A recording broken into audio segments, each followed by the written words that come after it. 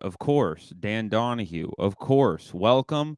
This is the makeup episode because me and Terrence were a little bit wild last episode. We were a little bit cuckoo. Both of us were on about a combined 4 hours of sleep. And if you want to listen to that episode, it's the one below this one, and it's a fun one if you're a fan of the pod and you want to get something a little different. But this one, we're back to form. This episode, we're back to grassroots. I want to make a couple of announcements up top. I have dates in Des Moines, Iowa at Tee Hee's Comedy Club.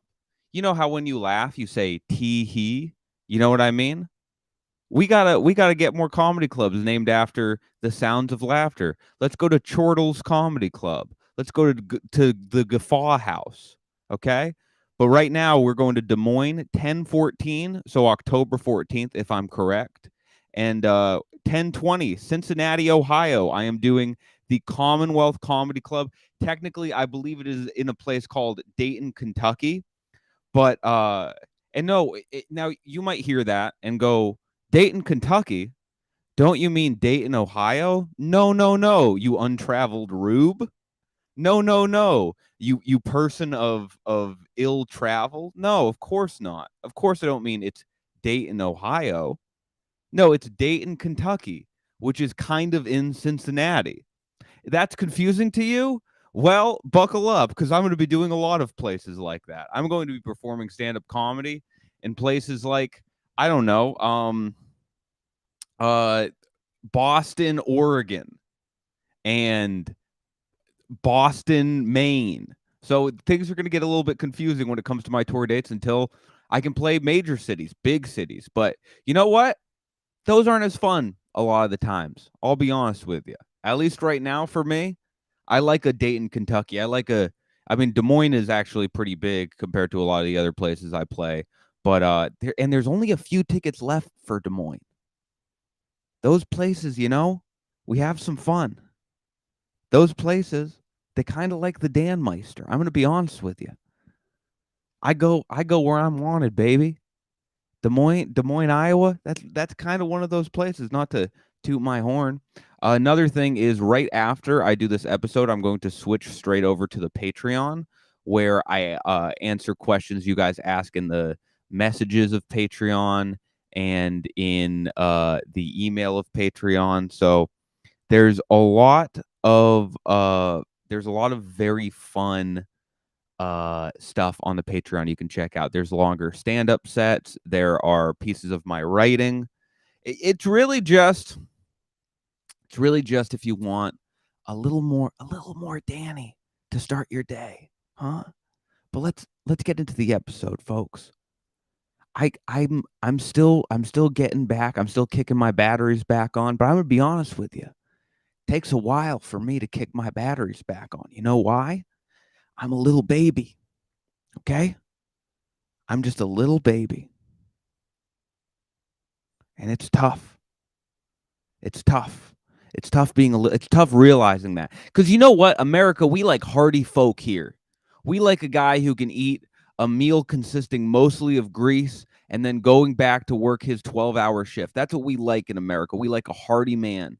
We like a man who can eat a breakfast consisting mostly of ham and nitrate. And then he can and let me tell you something, that's not me. If I have even a little bit of a food that doesn't agree with me, I'm out for a week and I don't know why. I am of a weak constitution, folks. I feel that way. The only thing that really keeps me going, the only thing that really keeps me moving is the fact that I love what I do. And that's true. I know that's corny. I know we don't like it when people are genuine. We like it when people are insincere. We like when people do irony these days, folks. I got to say, I'll do irony from time to time, but right now I'm going to be genuine. I'm very happy. I'm very happy to be in a place where I can say I'm working pretty hard. I did a combined. I'm gonna actually do the total number. I did a combined, I believe, 24 hours of driving in the last week, which is a lot for me personally. But it doesn't feel that way. It doesn't feel that way. We got some stuff I want to throw into the chat already. This is one. Need to jumpstart your baby batteries. That's what I am going to call my brain from now on. That is a great term, my baby battery. Folks, I'm going to kickstart my baby battery. Maybe some weed. That's a great thing to add to the chat because this comment, someone is saying, to kickstart my battery, to wake myself up, to greet my day, I should smoke the sometimes illicit. I don't really know what the consideration is federally anymore, okay? But that I should smoke weed. Let me tell you something about me and weed. It does not kickstart my battery. Unless the battery you're referring to is my anxiety to not leave the house, in which case it absolutely does kickstart my battery. Weed specifically does nothing for me in the daytime except ruin my friends' lives. Do you know why? Because they're getting calls. Oh boy, or if I smoke even the most minute amount of weed, oh boy, are my friends getting some calls. Oh boy, are my friends getting some calls where I already have an agenda. That's never how you want to greet your friends. You always want to enter a conversation with an open mind. You want to enter a conversation with the ability to have freedom to flow wherever the conversation goes. Not when I smoke weed. When I smoke weed, the conversation is going in one direction, and that is bees. We're talking about bees, folks, top to bottom. I don't know anything about them ecologically, really. But I'm going to talk about how when they sting, they sacrifice themselves. That's an interesting thing. You don't have to be a botanist to understand that that's an insane, brave act of valentry, which I don't know if that is a word, but if you smoke weed, it is. Do you know what I'm saying? An act of valentry, an act of fortitude, right? I'm going to talk about how bees are the only insects that kind of make their own bees. It's so funny. Do you think bees, and by the way, I have not smoked weed this morning. This is just a thought that's coming from my proper brain. Do bees know they're making a gorgeous little snack? Or are they always confused as to why people are raiding their hives? If only bees knew how gorgeous and delicious their snacks were, they would stop being attacked. However, they seem to have no concept. Are bees constantly just shocked? They're like, why do people keep attacking our house? Why? Ants don't get this treatment. Wasps don't get this treatment unless they build too close to a residential neighborhood. And that's kind of those wasps who make their nests kind of like nuzzled in a house. Let me tell you something about those wasps, okay? Those are the overly ambitious ones. Those are conceited wasps because they're like, yeah, hey, these people aren't going to do nothing to us, all right? Let me tell you, wasps, you got another thing coming. And I think it's gross what you wasps do, okay? I think it's disgusting. It's too bad. Oh, we got some fun. Wow, we got some fun stuff. Here's something I'll throw in the chat. By the way, if you have a question, just throw it in the chat. I may get to it, I may not.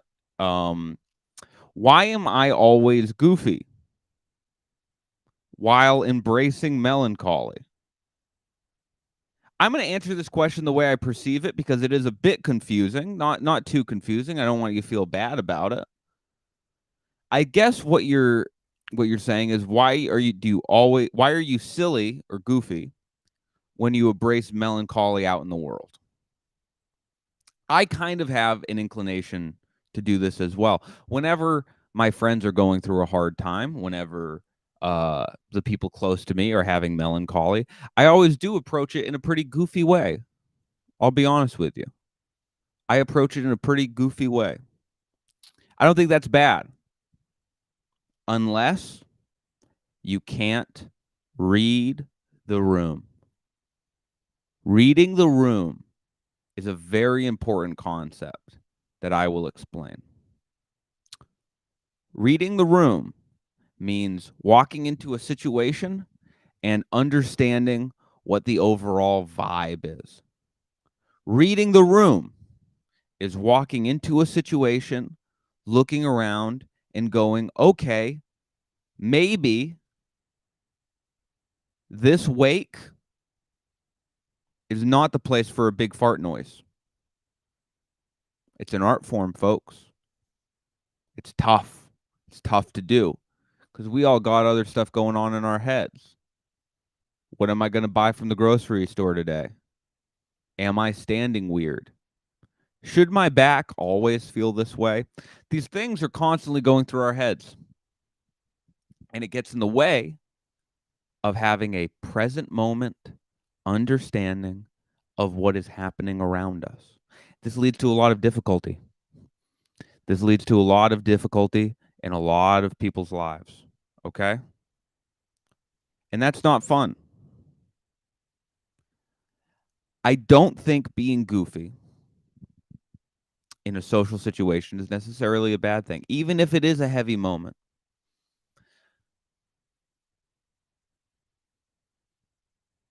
I remember when my dad passed away, I started getting some calls from my friends, right? My buddy Killian found out about it. Killian, the person who is famous on this podcast, but who I will never put on because I will never platform Killian. In fact, we need to demonetize Killian. We're taking Killian down, folks. Killian called me. He's one of my best friends. He's a person who has been with me through a lot. And when my dad, so when your dad dies, you get a lot of phone calls ranging from people who want to say condolences, ranging from people who want to share their own personal experiences with death. But you need a friend who will call you and make fun of you. You need a friend who will call you and break the tension by saying something just unthinkably inappropriate. My buddy called me, Killian. My buddy called me and he goes, "Hey man, I heard about your dad." And I was like, "Yeah." And he was like, "Yeah, you know, I had a rough week too." And he just starts talking about his week. As a joke, he knew what he was doing, but it really kind of it really sent me. I was like, "Yeah." He was like, "Yeah, man, I get it, man. They kept me after work for 2 hours last week." And it really, and I started talking, I was like, "Oh man, are you okay?" And he's like, "Yeah, you know, I guess I'm okay." And we just talked about him for like 5 minutes. It was so funny. And it really got me. So I don't think that being silly in the face of melancholy is necessarily a bad thing. I don't. You just need to learn how to read the room. You just need to understand that like you're taking a big risk when you're being silly in the face of melancholy. Okay? Now, I do really believe that you should keep that. You should keep that intention because you don't want to be boring, right? You don't want to be boring, but you also don't want to be too unboring. Some people might have a problem with me saying that. Some people might go, "Oh no, you want to be as unboring as possible. Oh no, you want to live a life of jest and magic all the way through. You want to completely you know, walk around with two mismatched shoes and a silly hat and blah, blah, blah, blah, blah." No, no, no, no, no. You want to be you got to be a little crazy. You got to be a little crazy. You got to have something messed up with you and I know that this sounds strange, but it's true. You got to be a little messed up for me personally to really kind of vibe with you.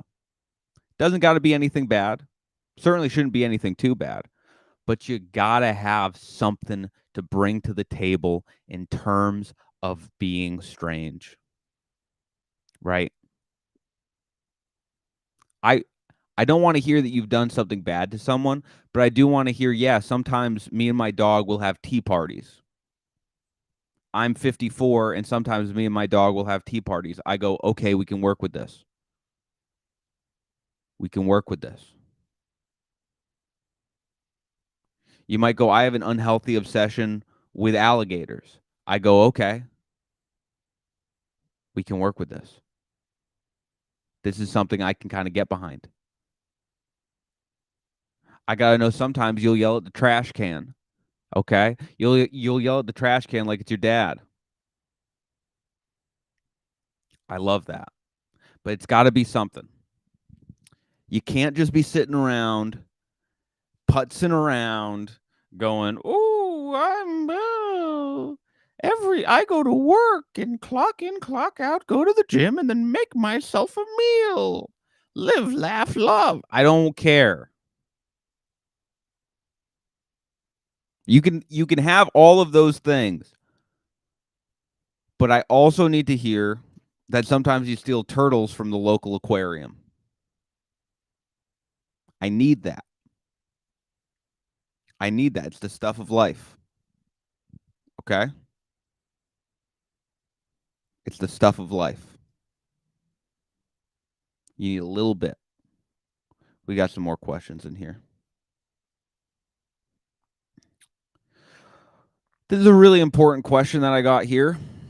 What is your favorite Teletubby? I don't know if the Teletubbies are still around. I think that probably wherever the Teletubbies was shot, it's become a landfill now. I think BlackRock has bought the former Teletubbies sort of land, right? That used to be sovereign Teletubby land, not anymore. It was acquired by BlackRock in 2010, and now there's several condominiums on it. So, shout out to the people who are fighting to stop the Teletubby pipeline.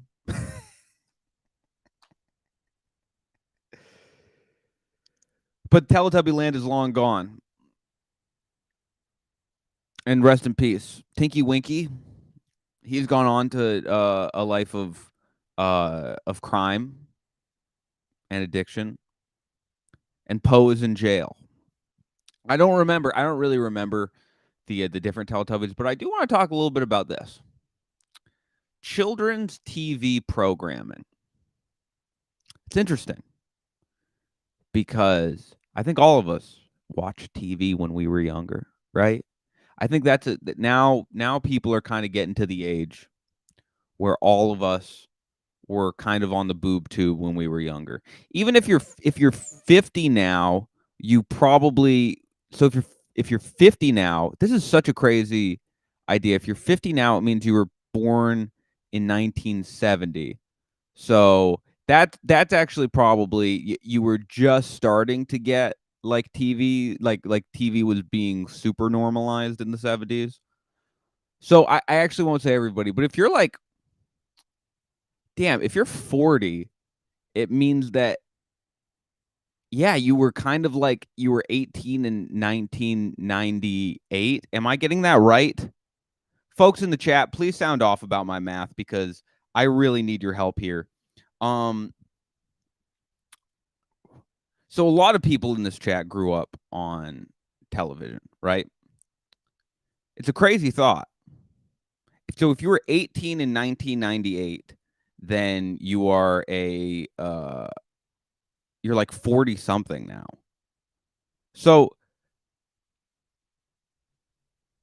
when it comes to the shows we watch, I think a lot of people my age were given access to really crazy programming. Like my age, I'm 28 now. And I was watching a program called Adult Swim as a kid. Adult Swim was really good for me. I was probably 13 or 14 when I was watching it. I don't like this idea that like, oh, watching, certain TV shows too early is bad, blah blah blah. It's like, nah, it made me go. It gave me a prerequisite amount of strangeness, like I was talking about before. I didn't really watch a lot of programming that was made for children, and I'm gonna go ahead and say this. I'm gonna go out on a limb. The kids who were uptight about watching TV shows that were made for adults, right? So the kids where you would go to their place, you'd be like, "Oh, let's watch Adult Swim," and they'd be like, that's not appropriate. We have to watch a Nickelodeon." Those kids, I think, unanimously either got into politics or are in HR right now, and I think that's gross. Okay, that's not to say you should encourage your kids to watch adult programming. Okay, you shouldn't encourage your kids to watch TV shows that are not age appropriate, but you should catch them doing it. Do you understand what I mean by that? I think I'm making a really good point here. I think I'm making a really good point here. I would also watch the news as a kid. I would watch, and not just the news. I would watch like the Daily Show really young. I really liked the Daily Show, which is kind of the most annoying kid you can possibly be. I was toying with the idea of covering like, you know, what's the word I'm looking for? Current events on the podcast. The issue I have with that is I do feel as though we are kind of inundated with takes. We're kind of inundated with messaging and takes about stuff that happens. And I'm probably not going to say something that other people aren't already saying about a subject, but there have been certain things that have happened in media that harken me back to my days of watching Jon Stewart. And it makes me go, I wish I could comment on this. You know, I'm trying to think of one. I'm trying to think of one recently. I mean, the Drew Barrymore thing was very funny. The Drew Barrymore decided to basically do a TV show during the writer's strike, which is bad, which you should not be doing, especially if you're Drew Barrymore. Drew Barrymore, if you don't know, is a not only accomplished actress, but a beloved actress. Why tarn for a show? We can't wait for a little bit, Drew. I know that she has since rescinded and decided not to do the TV show due to social pressure. And let me say this. Let me say this. Because I do want to say this. Oh, she went to someone's high school in the chat. I really do believe that a lot of times when people make a mistake like this, they it's because with any form of celebrity, there's a level of being out of touch.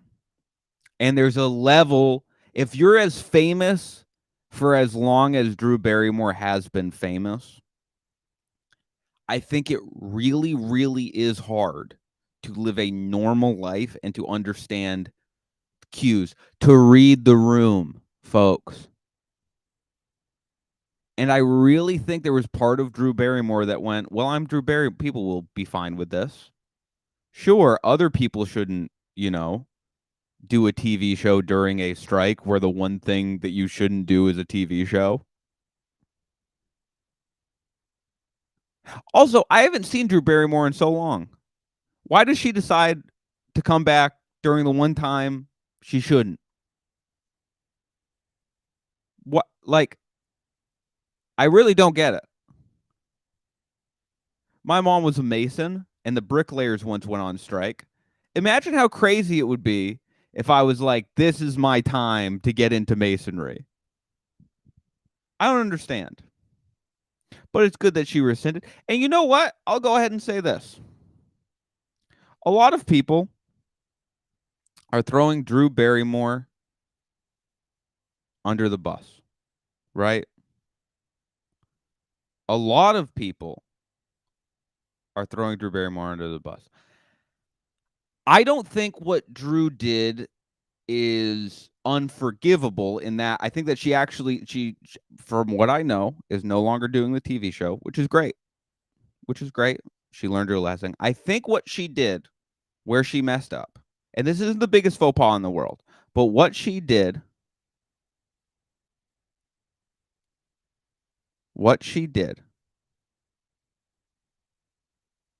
that was a faux pas.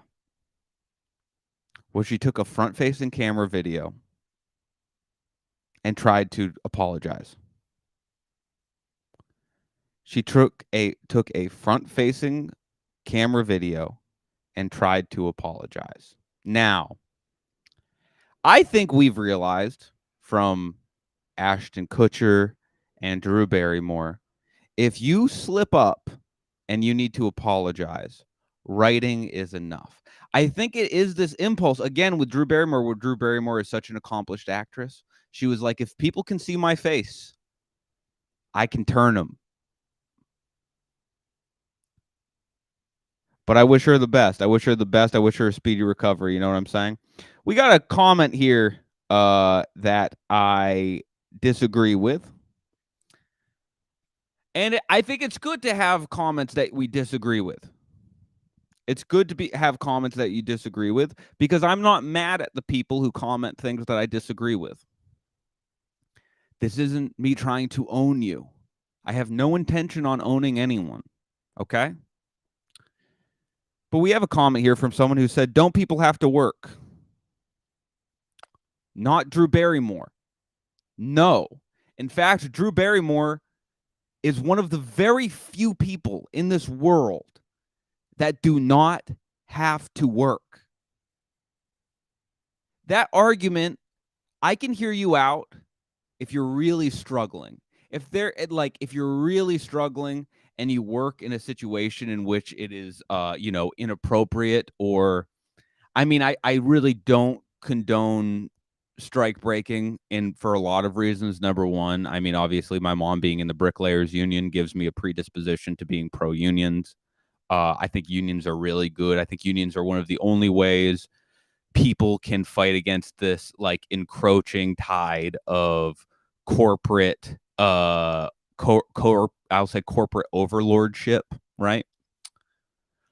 But if someone is starving and they do something small to feed themselves or their family that in certain ways undermines a union, I think most people in that union would maybe be upset, but be a little bit understanding, right? If you had no other choice in this hypothetical. Drew Barrymore is not one of those people.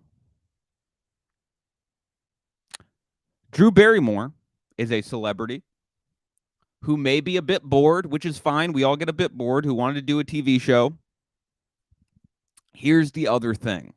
And I'm speaking from personal experience here.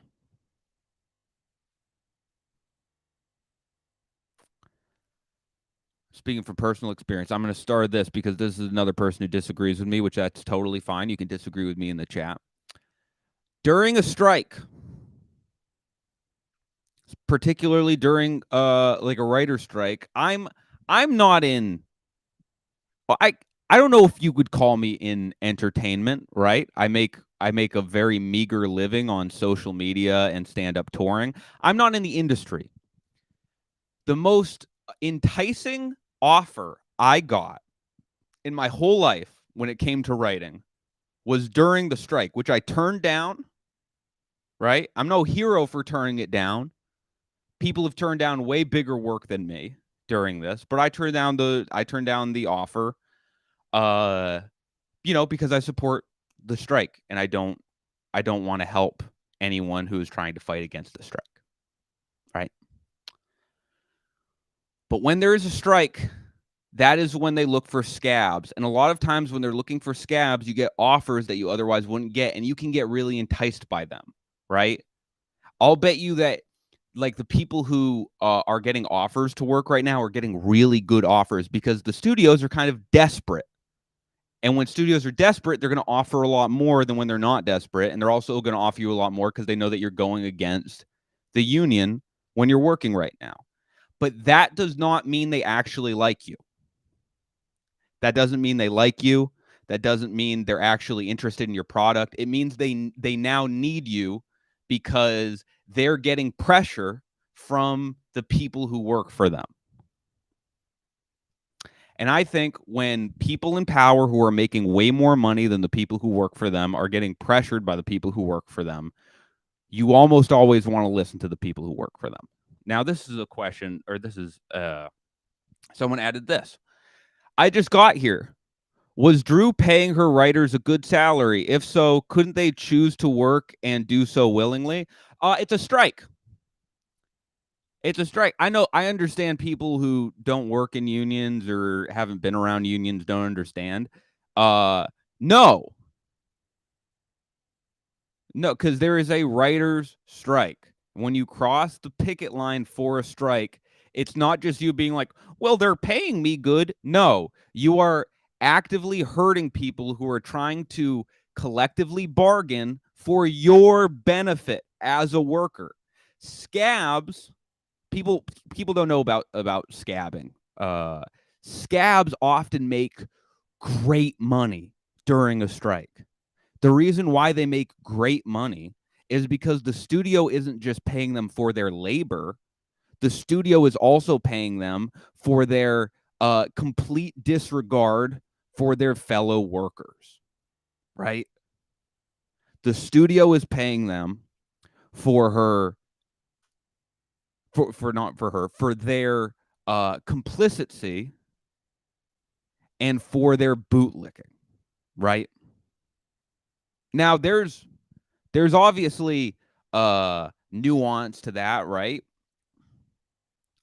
And again, like I said, you might be able to show me an example of a time where someone like just literally needed, like they would die if they did. I get that. But if you're in a position where you don't need to, and I mean need, when you don't need to scab and you do, you're doing something immoral. You simply are. And that's fine. It's okay. I mean, but it's not good. You're doing something immoral. So, yeah, I when it comes to things like this, I think that there's a lot of people who are like confused, and I understand why. I understand why. Like a lot of people are confused and a lot of people are upset. Like there's people who are upset with the writer strike because they'll look at like the base income of a writer and they'll go, "Oh, well, look at this. Like writers make good money." And it's like, "Well, listen, I hate to keep using this as a comparison, but it's like it's my mom would like I was a kid when bricklayers went on strike and all this got described to me by my mom when I was a kid, so this is my frame of reference for it. It's like bricklayers make good money. You want to know why they make good money? Because sometimes they go on strike. That's why they make good money, is because sometimes they go on strike. It's also not about how much they make, it's about the share of the product they manufacture that they're getting, right? So writers are adding a huge amount of value to the products they are creating. So if they get like just a really small sliver of that, even if compared to other jobs, that's like it's huge or whatever, what they're looking at is the total value that they add to a product. So it's like, yeah, listen, I've never worked on a writing job. I probably never will. But I still understand where they're coming from, right? I get where they're coming from. I'm on the outside of almost all of this. I'm not really an actor. I've acted in certain things that have never seen the light of day. I'm certainly not a writer in terms of like TV or film. Never even come close. They spit on me as I walk by, these writers. No, I'm kidding. But I understand and I empathize with them.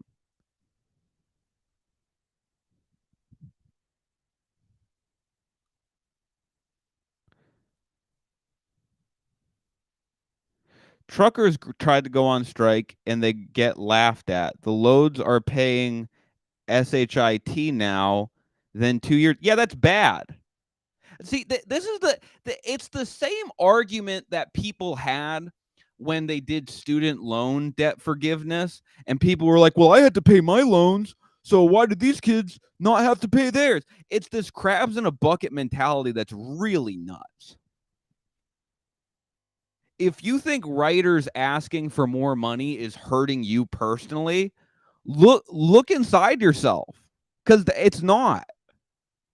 It's not, or like it's definitely hurting like certain people who are in the industry who like work whatever. But if you're someone with a job that's unrelated to film and TV and movies, the writers asking for more money is helping you. Any union is like that's bargaining for a fair amount of money is it's a good thing for everybody. It's a good thing.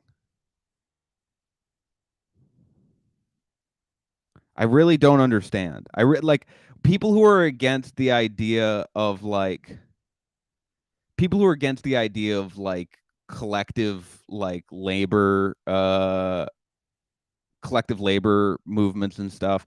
It really is like it doesn't just it's not just that I disagree, because there's people I disagree with all the time, and it's like I'm not a genius when it comes to economics. I'm not a genius when it comes to even like nothing. I'm not a genius with anything. I'm not that smart about I'm so far from being an expert in anything. So I'm just sharing the way I think. But there's something particularly depressing about when people stick their nose up at a group of people who are working a job and they're trying to fight for better conditions for that job. It's like I don't even really care what kind of job it is, but if it's like a group of workers that are banding together to fight for better conditions from the people that are whatever above them in pay grade and status, it's like it just is it's a sad mentality. It's a stepped on style mentality that I do not like. Not that listen, you can hold whatever opinions you want. I'll talk to you about it. But it's just a brutal way of thinking, you know? And that goes for not just writers, but it's like there's people who will be like, "Oh, why are these people striking? Why are these people?" It's like you don't know what they go through on a day-to-day basis, but I can guarantee you if people are willing to forego their careers and take a long time without getting paid and to like go through that process, I can almost always guarantee it's pretty bad what's happening to them. You know? That's just how I feel.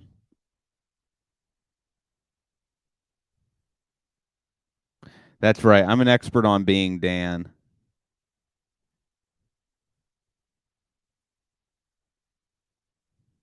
I'm an expert on being Dan, and that's it. I'm an expert dishwasher too. I like that a lot. And exactly. Like Walmart, there's a reason why Walmart doesn't want a union. And it's not because they're a cool, nice place. And I'll go to a Walmart. I'm complicit. I'm absolutely complicit. I'm not above anybody. I'm just saying in this weird, dumb world we all live in,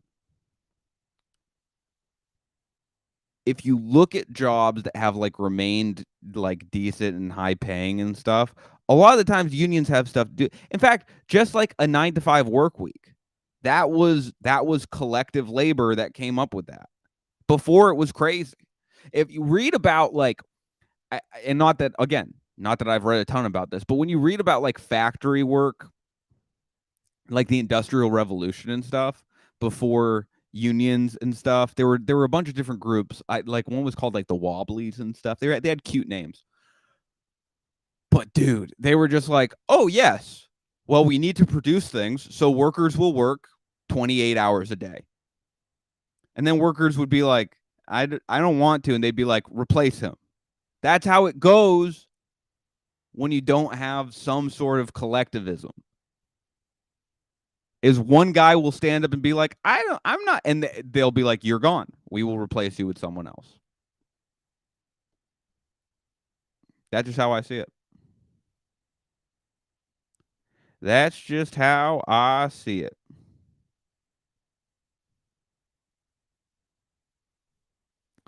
But anyway, that's my political ass tirade. That's my strong political ass tirade about striking and why I think it's good for the most part and why I think unions are good. But that's just me. Listen, I work in an industry that will stand-up comedy will never unionize. And that's not because I don't think it would be a good thing. It's because there's not enough consolidation, and it would just be like it would be an insurmountable task. So I look at industries that are and can unionize, and I go, that's good. I would love if there was some form of collective bargaining I could use to get paid a decent amount of money from a promoter, or to even get the amount of money a promoter said they would pay me. But that is not always the case. Let me tell you something. That is not the case. I will say this. On this recent run of shows that I did, I got paid what I was told I would get paid every show so far. Some of the money hasn't come in yet, but it feels really nice. And sometimes it's rare. But God, is it fun. God, is it fun.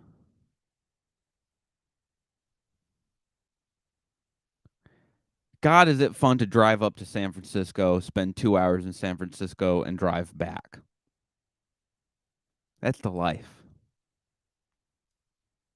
I gotta say, especially with the upcoming dates, because I'm doing Des Moines, Iowa, Dayton, Kentucky, and then Kansas City. So I'm flying to Des Moines, back to LA, Kansas City, back to LA, or that's not the exact order, and then Dayton, Kentucky, back to LA. I'm so excited. I'm so excited. It's such a fun way to see parts of the country you probably wouldn't see otherwise. Dayton, Kentucky, I'm sure will be a fun, wonderful place to do shows. And it's a place that I probably would never see if I weren't in this business. I revel in that. I love that fact. It makes me very happy. Here's a great question. What is your favorite Bruce Willis movie? Man, I'll say this. So Bruce, powerful bald man. The baldness is great. I like that. I think Jason Statham is also bald. A Jason Statham, a Bruce Willis. Shout out to the bald men out there, okay? Because that's stressful. And for the people who can give bald men an icon to look at and go, I could be like that as long as I keep my eyebrows, good for them. Die Hard, certainly, is my favorite Bruce Willis movie. That was one of the early movies I watched where I go, I was enthralled from top to bottom. If you've never seen it, Die Hard is a movie about getting your ex-wife back by killing like 15 people. It's a movie about how your ex-wife will really want you back if she sees you just absolutely go buck wild on some vault robbers. On some, I believe, vaguely European vault robbers. That's the way to get your ex-wife back. It's not by working on yourself. No. It's not by righting the wrongs that you did, which there are many. No, Die Hard is a movie about how your ex-wife will take you back. as long as you know how to use a submachine gun. It's a really crazy sort of premise of a movie, but hey, listen, it goes to show it does not matter the subject matter of a movie. What matters is its execution. There's a movie. I want you all to try to find this movie. This is your homework. It's called The God of Cookery. It's a Chinese film. I believe it's a Chinese film. I hope I'm right about that. I believe it is. About people who do a form of cooking as though it's like it's shot in the way a martial arts movie would be shot. But instead of doing martial arts, they're basically cooking at each other. Oh, Joe Hope says he's seen The God of Cookery. That's crazy. That's great. But it's a wild movie. It's a crazy movie. It makes no sense. There's a like a part of the movie that's sort of gets skirted by is the guy is eating a food and there is like pig excrement in it, and that's just like a minor note in the movie. He's just like, "Oh man." But it's a really fun movie to watch because it shows it doesn't matter the premise. If you told me martial arts cooking, I would go, I don't know about that. But then you watch and you go, it's all execution, baby. It's beautiful. It's really, really beautiful. But yeah, that's my only real reference for a Bruce Willis movie. I was never much of an action movie kind of kid. Like I would like an action movie in theory, and then you watch it and you kind of go like, yeah. If I watch an action movie, I want it to be so over the top. I want it to be so off the rails. It needs to be Jean-Claude Van Damme. It needs to be Steven Seagal. These are the people I can watch an action movie by. Not because they are good, but because they do to my brain what I want them to do. They hit this part of my frontal cortex that I need. I need to see someone doing splits, and you can kind of see their junk. I need to see someone do like a move to someone's neck that doesn't exist, and it doesn't just kill them, it kills the guy behind them. That's what I need from an action movie. Okay? John Wick, not bad. I kind of like a step or two above that, though. I will say, shout out Keanu because he's a little long in the tooth, and he's really bringing it in those movies. I saw the first one not too long ago, and it was cool. I really did, and I'm not huge on action movies. They're not my biggest forte. They're not my biggest cup of tea, right? But I do like it. Oh, we got a question here that I'm going to need to look up because I don't know who one of these people is. Mark Riblet. Oh, Mark Riblet. Oh, yeah, okay. So I was asked in this question, who would win in a fight, Ed Sheeran or Mark Riblet? Mark Riblet, if I'm not mistaken, is a DJ, I believe you would call it, or voice mixer. I have seen him many times on my For You page. He seems very funny. I've liked the stuff that he's put out so far. Ed Sheeran, as we all know, the Great Red Hope. Ed Sheeran gave so much to the redhead community.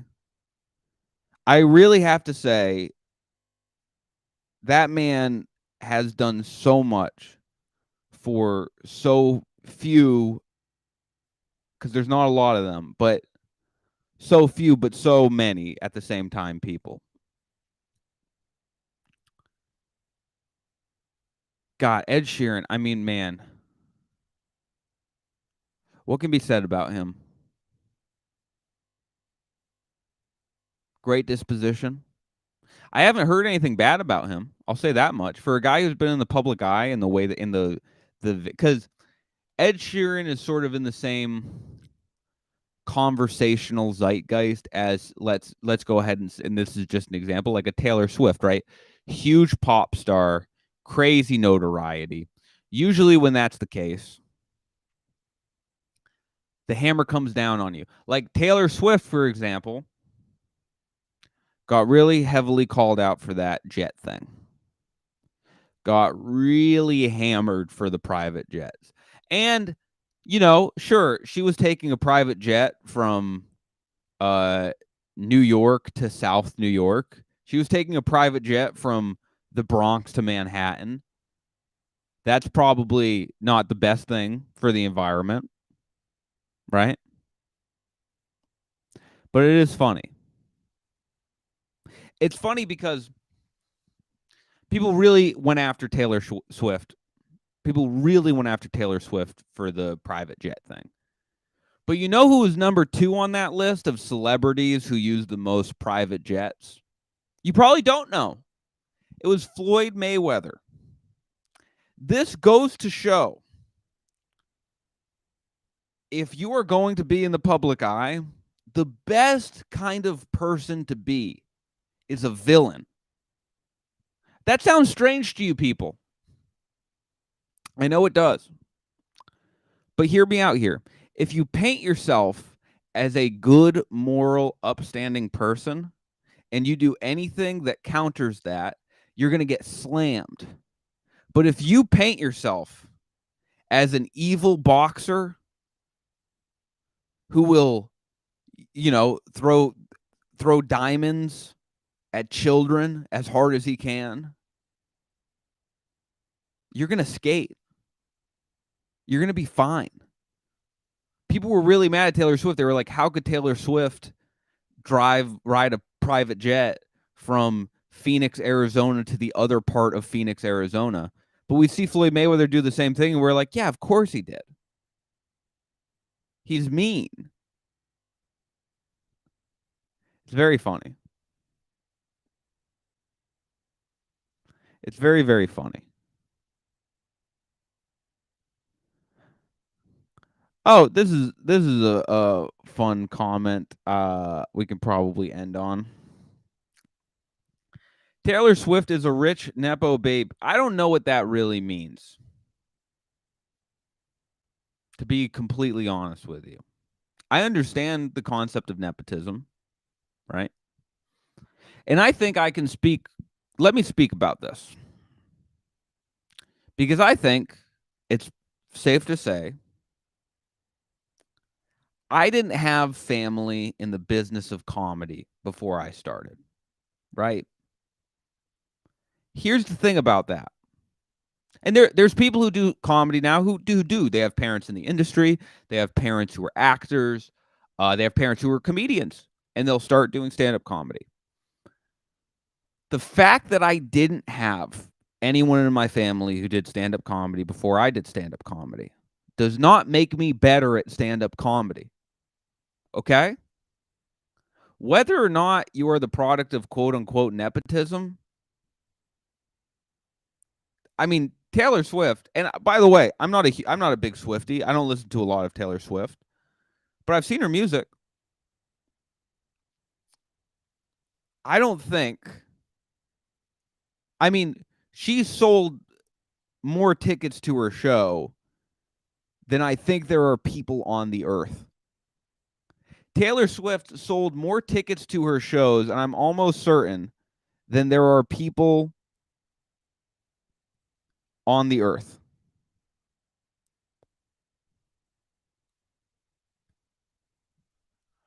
I don't think you can say that's because her parents were a certain. I think she's just talented, to be honest with you. And again, not my favorite kind of music, right?